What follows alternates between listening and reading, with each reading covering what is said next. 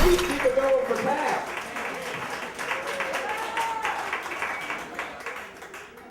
How many people here are morning people?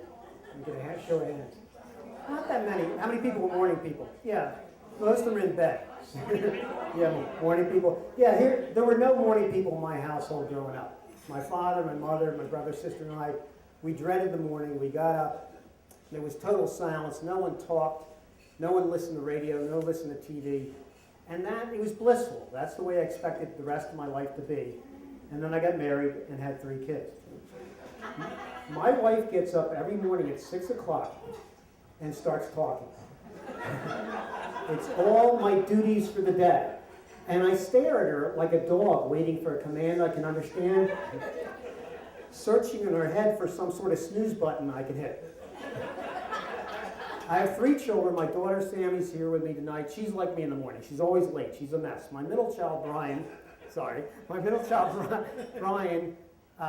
we get up early in the morning. He was like my wife. Run downstairs, memorize all the scores from ESPN, run upstairs, wake me up, pulling at me, going, Dad. Seton Hall beat Villanova 66-62 on there at Seton Hall. He just would go through each thing and just keep talking. My youngest son, Jack, was so bad in the morning, he became our last child. When he was 4 years old, I heard yelling in the backyard. I went and looked out the window. He was standing underneath the window of his room, in his jammies, footies, pointing at a bird's nest in a tree, yelling, "Shut up!" I said, "Shut up!" I love the idea that he thought he could control nature. My wife's there, "Get him inside." I'm like, "No, I'm going to send him down to that early lawnmower guy down the road." I'm going to use him. Now, this all hit ahead when my wife was traveling for work, and she would be out of the household, and I had the 3 kids to deal with. Sammy was a freshman in high school.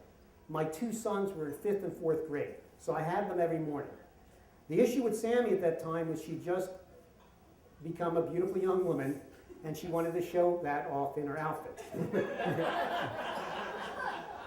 I would have these arguments with her where I would say, "Put the sweater on." And she'd be, "Dad, it's 70 degrees outside." And then I would drive her to school because I was always late, and I couldn't drop her off near any other children because they weren't allowed to know that she had a father. So I would drop her off, and then I'd watch as she'd loop around to where all the cool kids were, and she had the sweater off, of course. So she'd be there.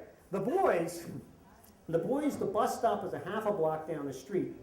The boys just constantly fought, and the only way to keep them entertained was to throw a football to the 2 of them. Meanwhile, the other 6 kids at the bus stop were all lined up, like the neo-Nazi school bus driver had instructed them, lined up to go on the bus, and it was all moms and me, and the moms had the kids all ready to go, and my kids, I'm throwing a football to them. They kept track of who caught the most catches. God forbid one of my sons caught more catches than the other one going into the bus, then the other one would sob hysterically and push his face up against the window going, "It's not fair!" And then the moms would look at me and roll their eyes. That was every morning. I decide that Sammy's got to stop being late, so the next day I pull an Uncle Buck. I pull right up in the middle of the cool kids, let her off, lean out the window, and say, "What, no kiss?" She was not late the rest of the week. The boys, though, now I'm late, and I have to drive them to the bus. And on the radio, and I was thinking this, because the David Letterman show is going to end next week. And on the radio came, they played a song from an album called "Enjoy Every Sandwich." And that was a tribute album, and the DJ explained about Warren Zevon. Warren Zevon was on the Letterman show. I love Warren. Just shout him on out.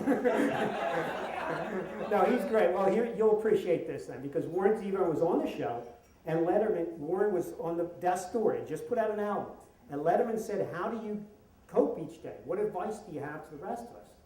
And Zevon said, "I enjoy every sandwich."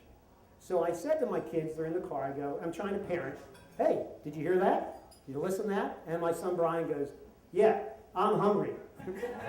And Jack goes, "Me too." And I just turned off the radio and I gave up. So the next morning, though, Sammy's on time. The boys, I said, "This is it. No football. We're going to be in line like the rest of the kids." I got the Lunch is made, I get the backpacks, the shoes are tied, we're gonna do it. We're gonna be on time, we're gonna pull this off. We go out to walking down the driveway, Jack and I are at the end of the driveway. Brian's lagging behind. I turn back and go, Brian, come on, hurry up. And Brian does this. He goes, whoa, whoa. And he starts doing these airplane spins. And he keeps doing it. And I'm, Brian, what are you doing? Then he falls flat on his ass. He's laying on the ground. I walk up to him. I go, what are you doing? And he looks up from the ground and says to me, I'm enjoying every sandwich. And the point is, that was the wake-up call. Because the kids are now older. All three of them drive. Every time I get a phone call at night, I'm a nervous wreck because of the responsibilities. They're all driving, they're all this. And even though I was frustrated with him at that point, he got to me. He knew how to get to me, and I realized these are fleeting moments. So instead of getting mad at him, I look down and I go, piggyback ride? And he goes, yeah, which is a stupid thing to do because I have a bad back, and these kids don't just climb on your back, they now have the backpack too. So he's on my back. And then, of course, as I'm running down the driveway to catch the bus, Jack's waiting because you can't leave him. So then I'm going, battering ram? So I have to take him. He's running like this. And they're both yelling like, wah! And we're running down the street to catch the bus. And I'm yelling out to the moms, hold the bus, hold the bus. And they're all just shaking their heads. But the thing was, even though it was the morning, I was determined to follow Warren's advice and enjoy every sandwich. Thank you.